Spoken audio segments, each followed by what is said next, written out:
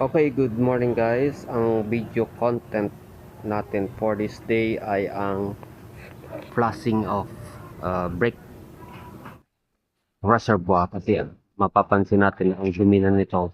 So, so ipa-flushing natin yan from this reservoir down to dito sa ating brake master cylinder. So, lalagyan muna natin ito ng flexible hose magkabilaan.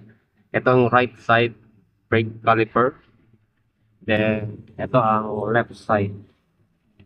So, tatanggalin natin itong dust cap cover. Yan. Then, dito tayo mag-bleed sa leader screw. 8 mm to volt. Lalagay ko muna yung mga hose. Then, tatalian natin yung plastic para hindi siya mag-leak. Okay? Okay. Ang mga tools na gagamitin natin ay itong Phillips screw para pagtanggal ng then 8 mm na open wrench, cutter, plastic ties, yan. At saka yung hose. Then, any na pangtali dun sa lever. Kung solo lang kayo magkakandak ng bleeding, then container para hindi siya matapon sa pintura ng ating motor. Ang gagamitin natin na brake fluid ay ang DOT4 kasi yun ang recommended ng manufacturer. Brake fluid, any brake fluid na dapat DOT4, high temperature itong brake fluid nito. So 250 ml, nasa 190 lang to. So, ang una natin gagawin ay open up muna natin tong reservoir cap gamit ang Phillips screwdriver. Yan. Okay.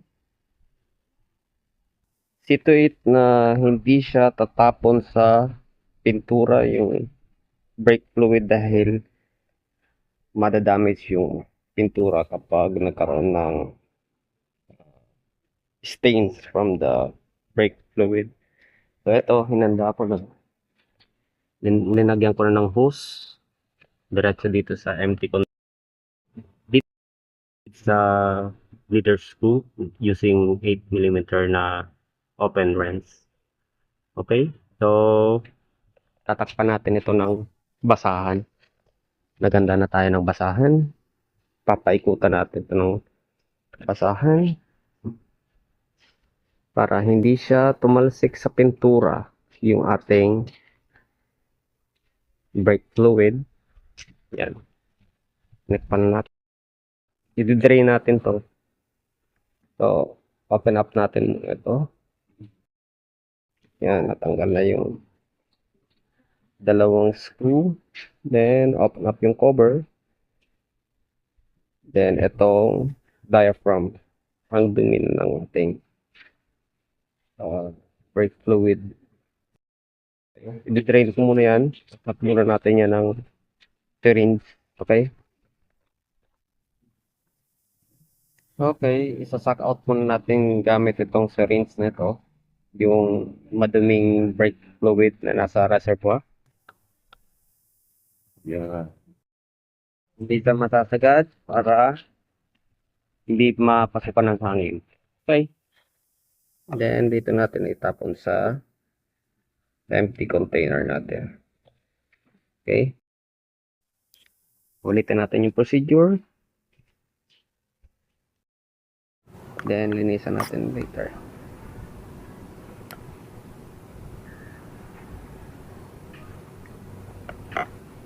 Okay.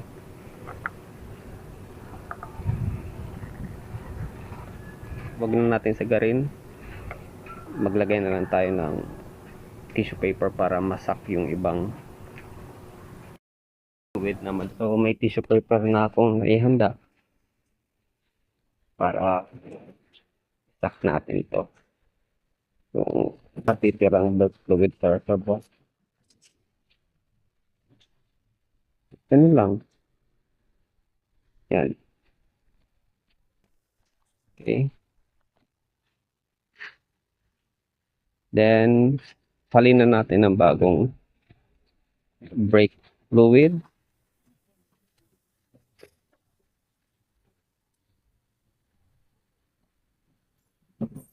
Kulay kalawang na siya.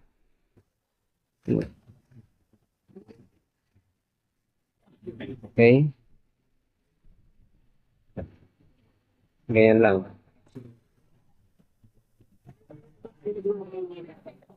Okay. Nag-squeeze na tayo sa lever. Then, hinold natin muna gamit itong improvise natin na tali. Yan. Then, punta tayo dito sa leading screw. Then, open natin para lumabas yung maduming brake fluid. Yan.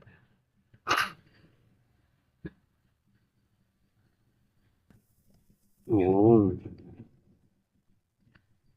Okay. Open natin to. Okay. Then, balik natin. Close ulit natin.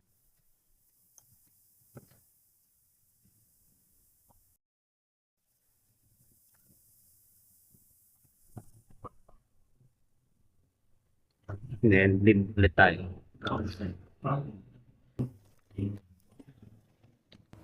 Okay, kung mapapansin nyo, after ng releasing dun sa leader screw dito, lumalambot ang brake lever.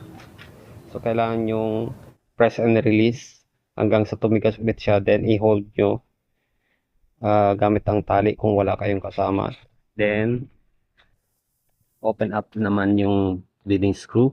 Ito, para lumabas yung brake fluid yan. Travel na siya. Okay. Tapos, balik ulit natin. Sarado. Ganyan. And, release na naman to. Okay. Yan. Then, ulit na naman natin yung procedure. Okay. Squeeze and release. Yan. Squeeze and release lang. Hanggang tumigas. Then, i-hold natin. Hanggang sa luminaw na itong nasa reservoir. Okay. Brownish talaga yung color ng Petron brake fluid.